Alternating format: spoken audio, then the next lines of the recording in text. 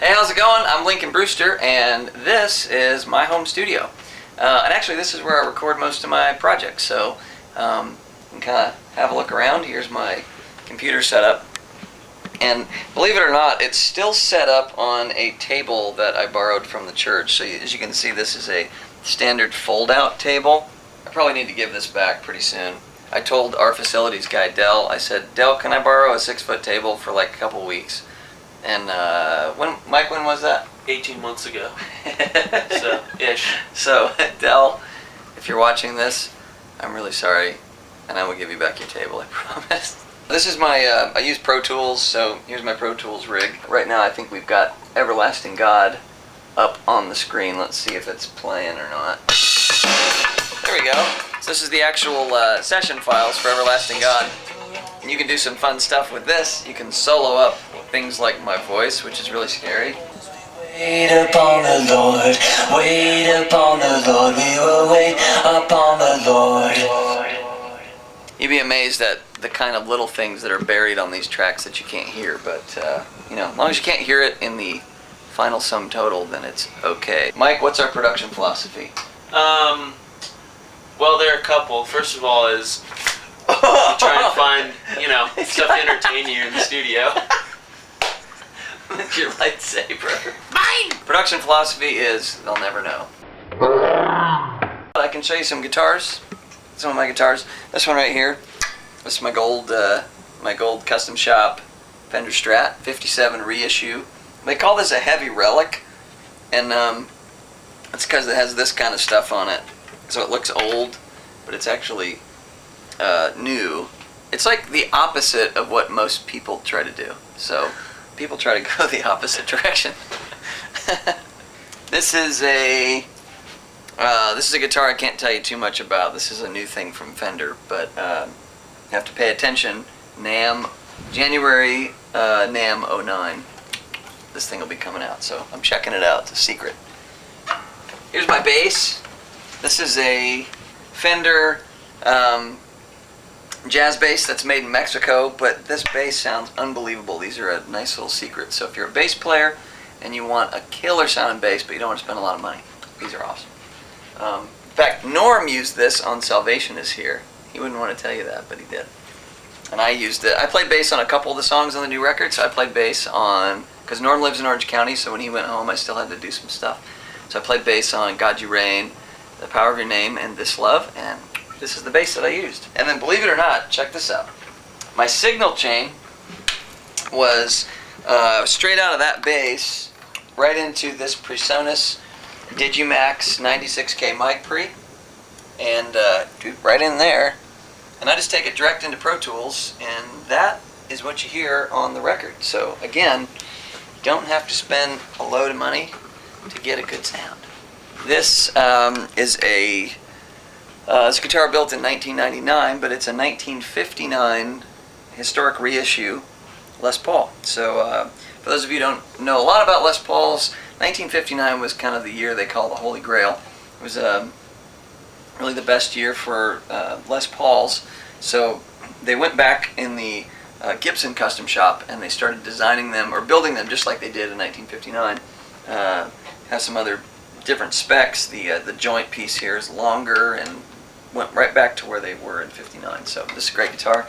Use this a lot on the Amazed record and Live to Worship. This little guy, crazy green guitar. This is the guitar I used in the Steve Perry days, and it used to have a little one on it. I had 3 of these that were custom built by Ernie Ball. There's still only 3 of them on the planet. This is a Silhouette, but it doesn't have any bevels right here because I kind of wanted it to feel a little more Stratocaster-like. So they built me 3 without bevels on them, and so I called my buddy Dudley, who he designed a lot of the guitars that Ernie Ball makes, and he said, "What color, do you want each one?" And I said, "Well, make them all surf green, because I'm a big surf green fan." And he said, "Well, why do you want all 3 of them surf green?" And I said, "Well, I want the best sounding one to be surf green." So I figured if he just painted them all that color, then it would be for sure. So I ended up with 3 of them. So I had to number them 1, 2, and 3 so I could tell them apart. I wonder if we can get a picture of it online. if we search Steve Perry. What do you think? I don't know. I've had a lot of caffeine and I don't really know what you're doing, but Perry. sounds good. Let's see if we can find it. There we go. Hey, there I am. Look at that. Right there. Hey! That's this guitar. Yes. I can't believe I wore a tank top back then. Put some clothes on, sir. Out of that picture, that's the thing, that's the aspect you choose to make fun of. You mean like my lion's mane? Arr. Oh, put him on, put him on. This here is one of my favorite guitars. This is a 1971 Martin D35, and this is a guitar that my mom gave to me. And dig this for a crazy story. I grew up in Alaska, some of you know that, in this little town called Homer. And there's this guy who used to play guitar up there named Hobo Jim. That was kind of his stage name. He was a great guy, and he ended up being a Warner Brothers songwriter in Nashville. But he wrote a song called the Iditarod Trail, and it was written about the dog race that they go from Anchorage to Nome. And I don't really know the song, but I remember the hook, the tagline to it. I did the Iditarod Trail. Went something like that. So anyway, he owned this guitar, and he played really rough on guitars, and he actually destroyed the top of the guitar, like just caved it in. We ended up giving it to my mom. What a nice gift. And so my mom sent it off to Martin and had the guitar redone in like 1980, and then got it back, and so she added these little snowflake deals there, and this stuff, little abalone around the pick guard, and so I had the guitar redone, and it came back, and I remember the day that we got this guitar, because we were driving down the Homer Spit, which is where I grew up. I grew up on the very end of the Homer Spit, right across the parking lot from Land's End Resort, and my step-grandma owned that resort. So if you ever want to look up Homer Spit online, you'll see that's where I grew up. We were driving down the Spit, and it was nighttime, and the moon was out, and it was in the summer, and the moon was lighting up the ocean, and it was the coolest thing. My mom and I got out of the car, and she said she was always about making moments, and so we got out, she got this guitar out, and she played one of my favorite songs for me when I was a kid. It's a song by Heart called Dog and Butterfly. And so she sang that song, and we sat on the rocks, and the waves were breaking, and watching the moonlight, and I'll never forget it. And so when she gave me this guitar, it had a card with it that said, this guitar is full of memories, and I hope that you take it and you make a lot of new memories of your own. So I thought that was pretty cool. This is my white Les Paul Custom. Like I needed to tell you that it was white.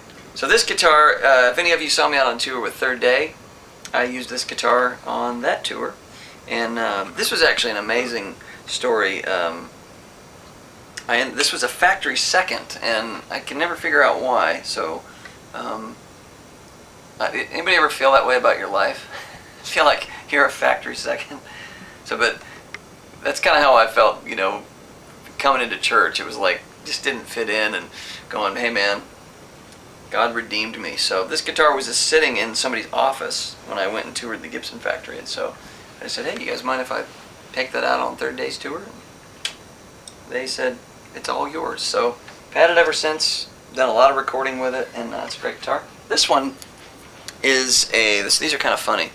This is a 1982, 1962 reissue. So this is supposed to be just like a 1962 Fender Strat, so the 1959 Holy Grail year for Les Pauls, 1962 Holy Grail year for Fender Stratocasters in a lot of people's minds. I'm a 57 guy, but for most people, certainly collectors.